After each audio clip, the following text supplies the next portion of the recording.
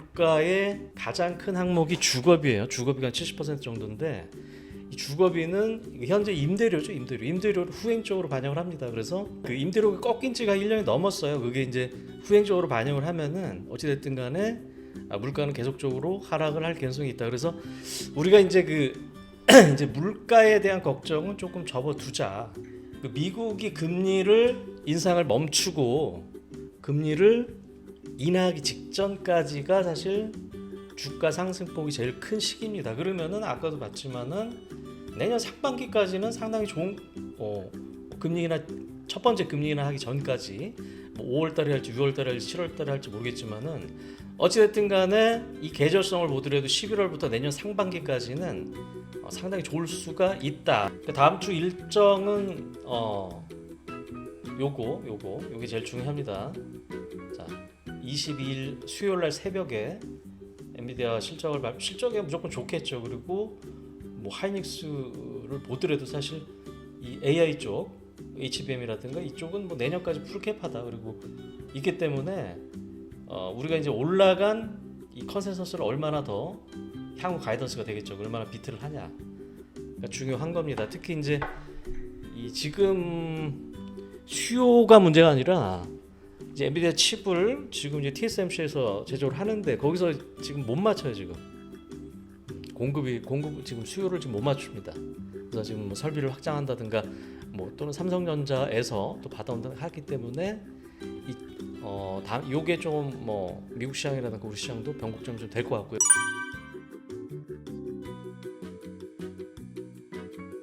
네, 안녕하세요. 심재입니다.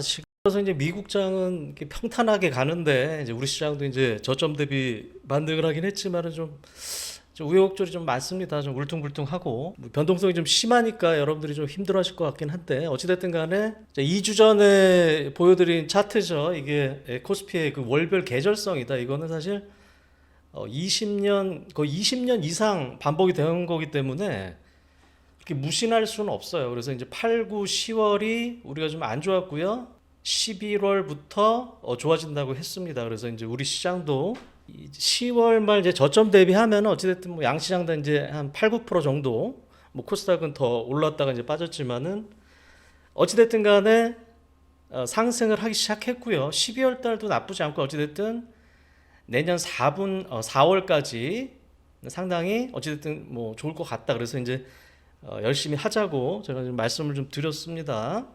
그러니까 요거는 좀 계속적으로 좀 기억을 하세요. 머릿속에 좀 넣어두시고 그 다음에 이제 뭐 맨날 이제 보여드리는 매크로 지표들이 어떻게 변화를 해서 시장이 어떻게 좀 반등을 했다. 그 다음에 지난주에 그 중요한 게 발표가 됐죠. 소비자 물가지수가 발표가 돼서 시장이 좀 어떻게 변했냐. 그리고 그 사실 지난주 그 말에 이제 또 그 미국이 임시 예산안 그 시한이 좀 있었습니다. 그래서 이제 그 전주에 또 이제 무디스에서 이제 신용 등급을 하향한 건 아니고 이제 그 전망을 하향을 했죠. 전망을. 그래서 이제 니네 임시 예산안 통과 안 시키면은 신용 등급 하향할 거야. 이런 식으로 해서 사실 조금 걱정이 좀 됐었는데 어찌됐든 뭐 이게 확정된 건 아닌데 또 2월까지 넘어갔어요. 일단은 좀 전반적으로 지난주에 이 어떤 그 거시경제적인 매크로적인 이벤트는 대체적으로 좀 끝났습니다. 그래서 이제부터는 다시 기업 실적에 집중을 해야 될 때고, 그다음 마지막으로 이제 지난주 2주 전이었죠. 이제 최근에 이제 업종별, 종목별 어떤 식의 색깔 변화가 일어났냐 그런 것들을 다시 한번 리뷰를 해보고 최근에 이제 변화된 사항까지 해서 정리를 한번 해보겠습니다. 일단은 그 매크로 지표를 한번 볼게요. 매크로 지표 보기 전에 지난주 화요일이었죠. 자, 미국의 소비자 물가 지수가 발표가 됐습니다. 근데 우리가 이제 이게 발표치고요. 이게 예상치. 이게 전월입니다. 그래서 일단 YOY로 소비자 물가 지수가 전월에 3.7%에서 3.2%로 급감을 했다. 예상치도 3.3%였는데 그것도 하회를 했다. 그 다음에 근원도 마찬가지. 근원이라는 거는 에너지라든가 음식료 같은 그런 그 변동성이 큰 항목을 빼는 겁니다. 그래서 이게 사실 중요해요. 그래서 전월에 4.1%, 예상치 4.1%를 모두 하회를 했고요. 그다음에 MOM 전월 대비도 플러스 0.4%에서 예상치 0.1%를 하회해서 0%다. 근원도 마찬가지. 이 전월의 의미가 뭐냐면은 이 곱하기 12를 하면은 향후에 물가가 안 오른다는 극단적으로 얘기를 하면 어찌됐든 간에 이 전월 대입도 상당히 중요합니다. 그래서 그날 전체적으로 그 금리도 큰 폭으로 내리고 주가도 큰 폭으로 상승을 했어요. 자, 소비자 물가지수 추이를 보시면은 자, 작년 한 9월, 8월, 9월에서 고점을 찍고 쭉 계속적으로 내려왔죠. 그래서 6월 달에 3%까지 찍었는데 유가도 오르고 어쩌고저쩌고 해가지고 3개월 동안 3.7%까지 올랐습니다. 그래서 공교롭게도 또 요 구간이 전 세계적으로 또 주가가 또 조정을 받은 시기였습니다. 근데 이게 다시 3.2%로 큰 폭으로 하락을 했고요. 근데 근원 소비자 물가 같은 경우는 뭐 계속적으로 하락을 했습니다. 이게 연준에서는 이 근원 물가가 2%까지 이제 목표로 한다는 건데 이 소비자 물가의 가장 큰 항목이 주거비예요. 주거비가 한 70% 정도인데 이 주거비는 현재 임대료죠. 임대료를 후행적으로 반영을 합니다. 그래서 그 임대료가 꺾인 지가 1년이 넘었어요. 그게 이제 후행적으로 반영을 하면은 어찌됐든 간에 물가는 계속적으로 하락을 할 가능성이 있다. 그래서 우리가 이제 이제 물가에 대한 걱정은 조금 접어두자라는 겁니다. 그리고 이제 미국의 이제 페드와치라고 이제 금리 인상, 금리 변동에 대한 이제 시장 참여자들이 베팅하는 사이트인데요. 지금 그 미국의 기준금리가 5.25에서 5.5%예요.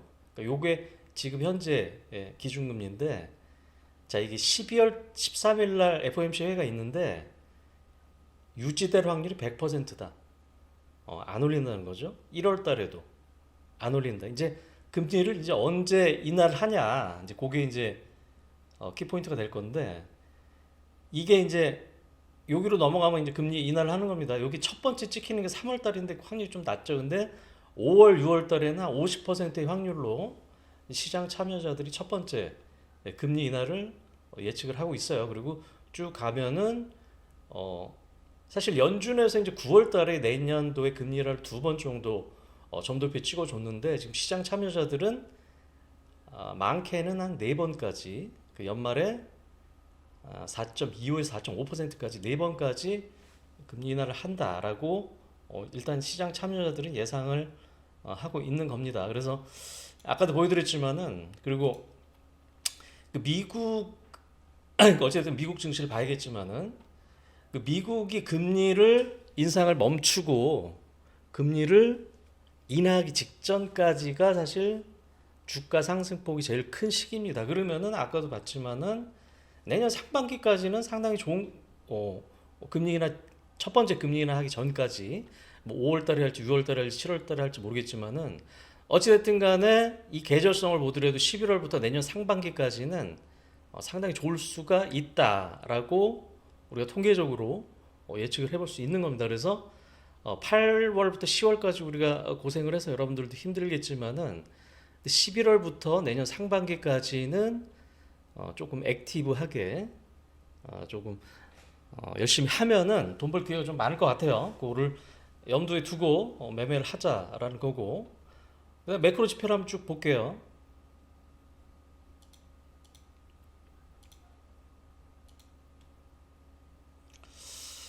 가장 중요한 게 금리라 그랬죠. 미국 금리. 이게 주봉입니다. 이게 한 5%, 이게 10월 중순에 한 5% 근처까지 찍었다는, 내일이 지금 4주. 특히 이제 지난주 CPI가 발표되고 뭐 고용 지표도 안 좋고 해가지고 지금 4.4%까지 거의 급락을 했어요.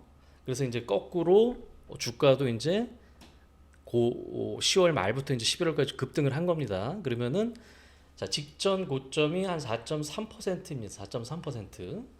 그러면은 일단 4.3%까지도 우리가 기대를 할 수 있다. 다만 이게 막 급락을 계속 하는 것도 안 좋은 겁니다. 왜냐하면 금리가 오른다는 거, 금리라는 건 뭐라 그랬죠? 그때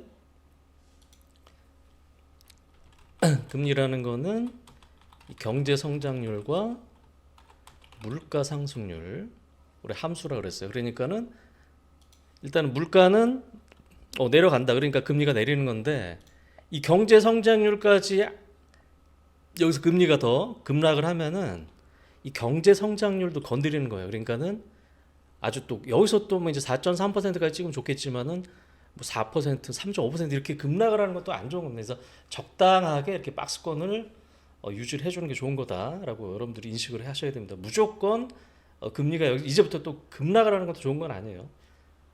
전체적으로 이렇게 균형 있게 우리가 예측 가능하게 움직이는 게 중요한 거고, 그 다음에 유가도 우리가 9월 말에 이제 95불까지 찍고 지금 뭐 오늘 뭐 뉴스가 좀 나왔네요. 저기 뭐 이스라엘은 하마스랑 이제 뭐 인질 석방을 하면서 뭐 한 5일 정도 휴전을 하는 것 같습니다. 어찌됐든 그거는 이제 안 미치는 것 같아요. 그래서 금요일 날 우리 시각으로 금요일 날 이제 70불 초반까지 또 급락을 했어요. 근데 이제 다시 이제 토요일 날 미국 증시에서 반등을 했습니다. 이거 유가도 마찬가지예요. 이것도 너무 높으면 안 되지만 뭐 90불 위에서 놀면 안 되지만은 또 너무 급락을 하면은 이 유가라는 건 뭐 물론 이제 중동 국가에서 공급 정책에 따라 나타나겠지만 또 수요가 이 세계 수요가 경제가 안 좋으면 또 급락을 하는 거기 때문에 한 70불에서 80불 사이에서 박스권을 노는 게 좋습니다. 그래서 주봉을 보더라도 뭐 요 정도에서 움직였죠. 한 뭐 70불에서 뭐 90불 정도. 그래서 유가도 일단 급락 하락 추세다. 그다음 환율도 마찬가지. 환율도 10월 말에 1,350원까지 찍었다가 1,300원이 깨졌습니다. 그만큼 환율이 내려간다는 건 원화 가치가 올라간다는 거예요. 그럼 외국인 입장에서는 뭐다? 내가 국내 주식을 보유하고 있으면 외국인 입장에서 원화 가치가 올라가니까는 여기서 또 이만큼의 환 이익을 보는 겁니다. 그러니까 외국인 입장에서는 환율이 올라가면 안 좋죠. 손실이고 내려감으로써 우리나라 경제도 좋아지고 외국인 입장에서도 매수할 유인이 생기는 겁니다. 그래서 이렇게 이 세 가지 변수가 다 내려갔다. 그래서 11월부터 이제 전 세계 증시가 반등을 했다. 그렇게 보시면 될 거고요. 근데 미국 해외 증시 상당히 좀 좋아요. 나스닥 보시면은 자 10월 말에 12,600까지 이렇게 빠졌다가 그냥 V자 반등을 했죠. 14,100포인트까지. 그래서 전고점이 14,400이니까 사실 뭐 거의 다 오긴 했습니다. 단기적으로 보면은 그래서 주봉을 보더라도 일단 요 라인이 일단은 뭐 단기적인 저항선이긴 합니다. 그래서 최고점 16,000포인트였죠. 어찌됐든 나스닥이 이렇게 급반등을 하고 있다. 일단 뭐 여기서 뭐 더 치고 가려면 제 생각에는 이제 엔비디아 실적이 이제 수요일 새벽에 나옵니다. 그래서 아마 거기에 좀 달렸을 것 같은데 어찌됐든 모양이 상당히 좋다. 11월 달에 S&P도 마찬가지죠. 11월 달에 거의 급반등을 했어요. 그래서 4,500포인트 정고점이 4,600포인트인데 자 역사적 최고점이 4,800포인트니까 4,500포인트 요쯤 되겠죠. 그래서 뭐 더 치고 갈지는 모르겠지만은 11월 들어서 모양이 상당히 좋다. 뭐 거의 이 3일 동안 우리 이제 화요일 날에 이제 그 CPI가 발표돼서 이제 갭 상승을 했었는데 3일 동안 어찌 됐든 횡보만 해줘도 좋은 겁니다. 횡보만 해줘도. 그리고 금요일 날이 이제 옵션 만길이었기 때문에 이 정도면 상당히 양호하다. 그 다음에 이따가 말씀드리겠지만 그 목요일 날 휴장이에요. 미국장이 그 추수감사절 휴장이고 금요일 날은 블랙 프라이데이 때문에 반나절밖에 안 합니다. 그래서 미국 증시는 상당히 지금 좋다. 그냥 큰 굴곡 없이 11월 달에 반등을 해줬고 하다못해 대만 이 대만이 우리나라랑 이제 비슷하죠. 산업 구조가 IT가 크기 때문에 여기도 큰 굴곡 없이 그냥 급반등을 해줘서 거의 다시 이제 여름의 고점 부근까지 왔습니다. 상당히 좋죠. 대신에 이제 뭐 항생이라든가 상해 이쪽은 뭐 아직도 조금 버벅대고, 그래서 미국 증시, 해외 증시 상당히 좋다라는 걸 보여드리고, 그러니까 우리나라 증시가 조금 거시기 하죠. 그래서 이때 노이즈가 좀 생겼죠. 이게 지지난주 월요일날 이제 공매도 금지를 함으로써 이렇게 갭 상승을 하고 이렇게 장대 양봉을 뽑았는데 다시 조정받고 여기까지 왔지만은 뭐 다른 나라에 비하면 뭐 대만 같은 경우도 요 정도, 대만이라 그랬으면 우리가 2,600포인트 정도 와 있었어야 되고, 그 어찌됐든 2,500포인트 정도가 여기 뭐 20주선이라든가 중요한 이평선도 걸리고, 그다음에 뭐 이렇게 약간 좀 저항 구간이긴 합니다. 그래서 뭐 삼성전자, 하이닉스는 좋았고, 뭐 2차 전지가 좋아진다든가 다른 섹터들이 조금 더 뽑아줘야 될 것 같아요. 근데 이제 상대적으로 코스닥은 좀 더 안 좋았죠. 코스닥은 자 이때 지지난주 월요일 날 이 장대 양봉을 뽑았는데 공매도 금지 효과로 다시 그냥 와서 사실 월요일 갭상승 시가 수준입니다. 요때 좀 노이즈가 좀 많이 꼈던 것 같아요. 이게 우리가 이제 공매도 금지만 되면은 다 쇼커버에서 급등할 줄 알아서, 그래서 그 11월 6일이죠. 이때 급등을 했었는데, 이 문제가 뭐냐면은 그때 보니까 우리가 이제 이틀 있다 까보니까는 사실 환매수는 별로 없었어요. 생각만큼 별로 없었고, 오히려 뭐 포스코라든가 이런 거는 오히려 더 공매도가 늘었습니다. 그래서 이제 이게 가장 조금 안 좋았던 효과가 뭐냐, 거래 대금이 급감을 해요. 이렇게 우리가 이 공매도 금지 효과 전에 한 11조 정도 코스피 기준으로 했다 그러면은 이때 뭐 15조까지 뽑았다가 거의 뭐 이렇게 거래가 이렇게 말른다는 건 뭐냐면은 외국인이 그냥 참여를 안 한다는 겁니다. 외국인이 참여를 안 한다는 거예요. 우리가 이제 그때 이제 롱숏이라고 그랬죠. 롱은 우리가 매수 포지션이고, 숏은 이제 매도. 그 외국인이 이제 그 전략이 뭐냐면은 우리가 이제 뭐 맨날 뭐 배터리 아저씨고 뭐 이제 공매도 때문에 2차 전지가 망했네 하지만은 이 숏 포지션, 이 네이키드, 그러니까 나 2차 전지가 빠질 것 같아서 2차 전 에코프로만 공매도 때려 열 거야 그러고 이렇게 한 방향으로만 매매는 별로 없습니다. 왜냐면 그것도 투기죠, 투기. 오를 자 빠를 자 어떻게 알아? 그래서 요 페어로 묶는다고. 하나는 매수 포지션, 하나는 매도 포지션, 이렇게 갖고 가서 이게 우리가 헤지 펀드의 전략인데, 이 매도를 못하면 매수 자체도 못하는 겁니다. 그러니까는 만약에 이거 일부 상환을 했다 그러면 매수도 청산이에요. 매수도 청산. 그리고 나서 거래를 안 하는 거지 그냥.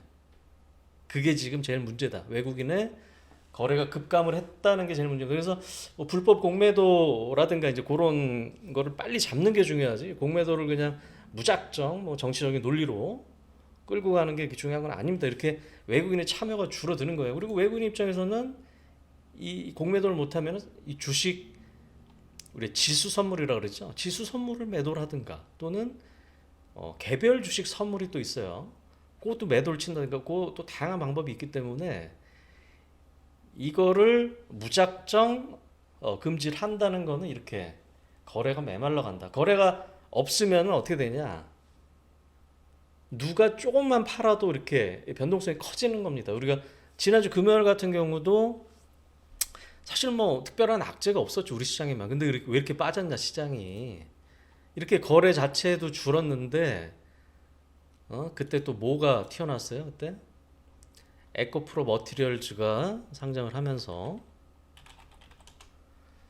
거래 대금이 2조가 터졌어요. 2조가 하루에 5, 6조 거래되는데, 자 이때 얘 물론 코스피이긴 하지만은 코스닥의 성격이 있으니까, 자 코스닥 거래 대금이 6조였는데 에코프로 머티리얼즈가 2조를 잡아먹었습니다. 지금 뭐냐면은 매수 자체, 다른 거는 매매 자체를 안 했다는 거예요. 그러면은 누가 조금만 팔아도 이렇게 급락을 한다든가 이렇게 변동성이 커지는 겁니다. 그게 약간 좀 문제다라는 거고.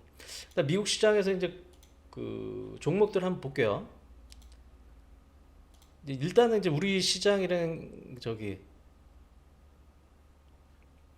반도체가 크니까 미국 시장의 반도체 마이크론 테크놀로지가 하이닉스, 삼성전자 다음에 3등 업체죠. 52주 신고가예요. 여긴 뚫고 52주 신고가로 갑니다. 좋은 거죠. 그 다음에 인텔. 인텔도 이렇게 10월 말 대비 급등을 하고 있어요. 이게 주봉으로 보면은 인텔은 사실 이렇게 재미가 없었는데 이렇게 급속하게 지금 올라옵니다. 아주 좋은 거고요. 그 다음에 뭐 엔비디아도 그렇죠. 엔비디아도 이제 500불 찍고 400불까지 빠졌지만은 여기 중요한 라인이었는데 지키고 다시 500불 왔습니다. 그래서 이제 엔비디아의 수요일 새벽에 실적 발표를 하면서 향후 가이던스라든가 이제 거기에 따라서 아마도 이제 미국 시장이라든가 우리나라 시장이 여기서 이제 고점을 치고 더 가든가 아니면은 뭐 어찌됐든 저항선이니까 여기서 맞고 조금 더 기간 조정에 들어간다든가 같은 엔비디아가 다음 주에는 제일 중요하다라고 좀 보셔도 될 것 같아요. 뭐 AMD도 마찬가지죠. 뭐 6월달에 고점 찍고 조정받다가 11월부터 급속하게 올라오고 있고 미국의 반도체 장비 업체들도 다 좋습니다.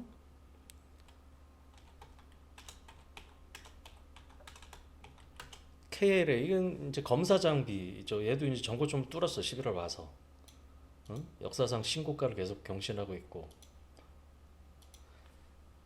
그다음에 램리서치라고 얘도 뭐 어찌됐든 뭐 전고점 부근까지 다시 반등을 하고 있고요. 그다음에 어플라이드 머티리얼즈가 금요일날 많이 조금 빠지긴 했지만 어찌됐든 얘도 좋다. 그러니까 미국 시장의 반도체들은 상당히 11월 들어서 급속하게 올라오고 있다는 거고요.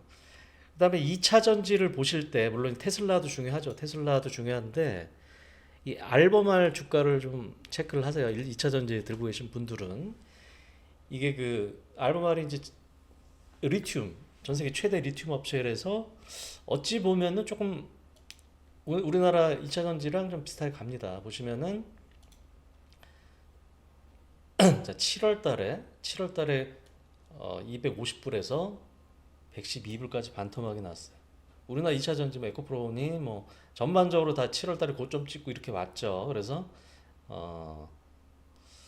일단은 금요일 날은 4% 정도 올랐으면 되니까 좋긴 한데 하여튼 2차 전지를 보유하신 분들은 알범화를 좀 보고 그다음에 이제 반도체 주식을 보유하신 분들은 아까 말씀드렸던 이 반도체 주식들을 체크를 하라라는 거고요.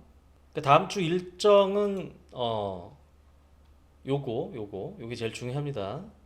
자, 22일 수요일 날 새벽에 엔비디아 실적이 무조건 좋겠죠. 그리고 뭐 하이닉스를 보더라도 사실 이 AI 쪽 HBM이라든가 이쪽은 뭐 내년까지 풀캡하다. 그리고 있기 때문에 우리가 이제 올라간 이 컨센서스를 얼마나 더 향후 가이던스가 되겠죠. 얼마나 비트를 하냐.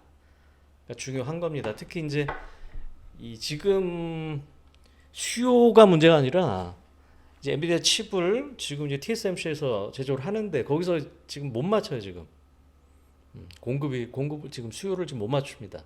그래서 지금 뭐 설비를 확장한다든가 뭐 또는 삼성전자에서 또 받아온다든가 하기 때문에 요게 좀 뭐 미국 시장이라든가 우리 시장도 변곡점이 좀 될 것 같고요. 그다음에 뒤에서 말씀을 드리겠지만 반도체 ETF가 화요일 날 또 상장을 합니다. 이게 어떻게 보면 또 양날의 검인 게 우리가 이제 돌이켜 보면은 여름에 바이오 ETF 상장하고 그랬어요. 그래서 그때 뭐 난리 쳤죠. 뭐 의료 AI니 뭐 비만 관련 바이오니 그때 좀 난리를 치고 빠졌습니다. 그래서 뭐 안 좋게 보면 또 요때가 또 고점일 수도 있는 거예요. 그거는 우리가 염두에 두자.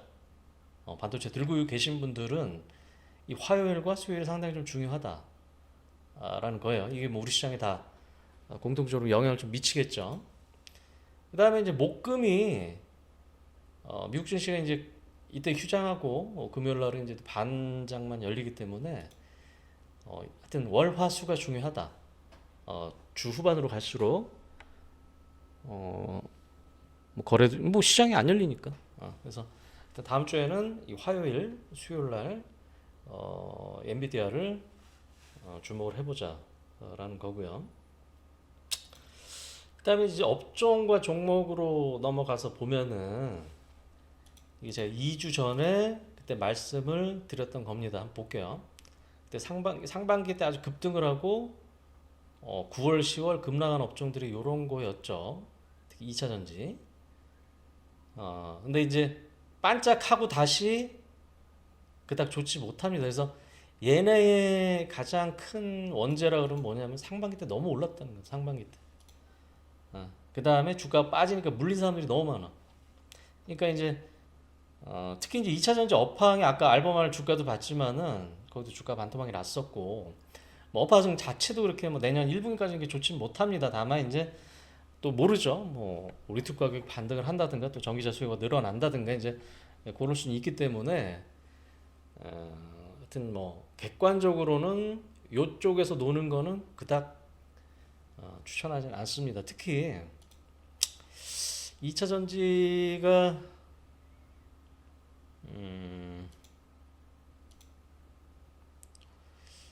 에코프로를 한번 볼게요.